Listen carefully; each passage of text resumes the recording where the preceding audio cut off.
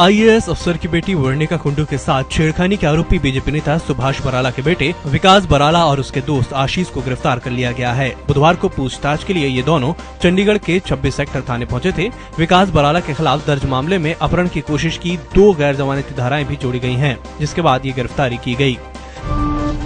बौद्ध धर्मगुरु दलाई लामा ने बुधवार को चीन का नाम लिए बगैर उस पर निशाना साधा। उन्होंने कहा, मुझे ऐसी जगह पसंद नहीं जहां आजादी न हो। भारत में काफी आजादी है, यहाँ मेरे लिए कुछ करने और बांटने के ज्यादा अवसर हैं। दलाई लामा ने सिक्किम के नजदीक डोकलाम पठार पर भारत और चीन के बीच चल रहे विवाद को ज्यादा गंभीर नहीं माना। भारत छोड़ो आंदोलन की 75वीं सालगिरह के मौके पर संसद में विशेष सत्र के दौरान पीएम नरेंद्र मोदी, कांग्रेस अध्यक्ष सोनिया गांधी समेत कई नेताओं ने अपने विचार रखे। हालांकि सोनिया गांधी ने अपने संबोधन के दौरान आरएसएस और मोदी सरकार पर तीखा निशाना साधा। सोनिया ने कहा कि ऐसा लगता है कि देश में अंधकार की शक्तियां तेजी से उभर रही हैं। कानून के राज पर गैर कानूनी शक्तियां हावी हो रही हैं। महाराष्ट्र के विभिन्न हिस्सों में मराठा समुदाय से ताल्लुक रखने वाले हजारों लोगों ने आज नौकरियों और शिक्षा सहित अन्य विभागों में आरक्षण की मांग को लेकर सरकार पर दबाव बनाने के लिए मुंबई में मार्च निकाला। मार्च खत्म होने से पहले ही राज्य सरकार ने बड़ा ऐलान कर दिया। मीडिया रिपोर्ट्स के अनुसार मुख्यमंत्री देवेंद्र फडणवीस ने विधानसभा में ऐलान किया है कि मराठाओं को ओबीसी के तहत आरक्षण दिया जाएगा। साथ ही हर जिले में मराठा हॉस्टल खोले जाएंगे। डोकलाम में बढ़ते तनाव और लगातार धमकियों के बीच इंडिया ने चीन को कड़ा मैसेज दिया है। अरुण जेटली ने राज्यसभा में कहा, भारतीय सेनाएं देश की सुरक्षा के लिए हर चुनौती का सामना कर सकती हैं। हमने 1962 की लड़ाई से सबक लिया है। बीते दशकों के दौरान भारत ने कई चुनौतियों का सामना किया। 1965 और 1971 की जंग से हमारी सेनाएं मजबूत हुई हैं।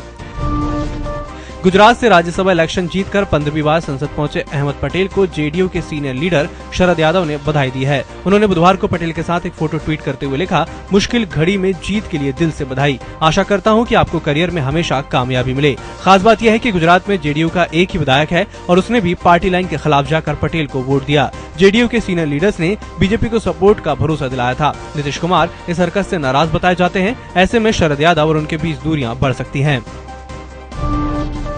डोकलाम पर चीन भारत के बीच गतिरोध अपने चरम पर है। भारत जहां युद्ध को स्थायी समाधान न बताकर शांति से समस्या के समाधान की वकालत कर रहा है, वहीं चाइना डेली अखबार के संपादकीय में लिखा गया है कि चीन और भारत के बीच युद्ध का काउंटडाउन शुरू हो गया है। इसके आगे लिखा गया है कि भारत को अब जल्द इस दिशा में कोई कदम उठा लेना चाहिए, क्योंकि शांतिपूर्ण समाधान की संभावनाएं खत्म होती जा रही हैं।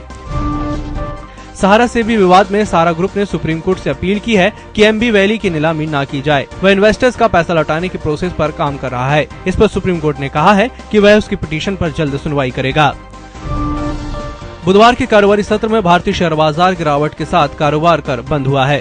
सेंसेक्स 216 अंक की गिरावट के साथ 31,797 के स्तर पर और निफ्टी 70 अंक की कमजोरी के साथ 9,908 के स्तर पर कारोबार कर बंद हुआ है। योग गुरु बाबा रामदेव पतंजलि के ब्रांड एम्बेसडर से आगे बढ़ अब फिल्मों में कदम रखने वाले हैं। बाबा रामदेव जल्द ही आने वाली फिल्म ये है इंडिया के गाने में नजर आएंगे। दरअसल बाबा रामदेव इस फिल्म के गाने सैया सैया में नजर आने वाले हैं।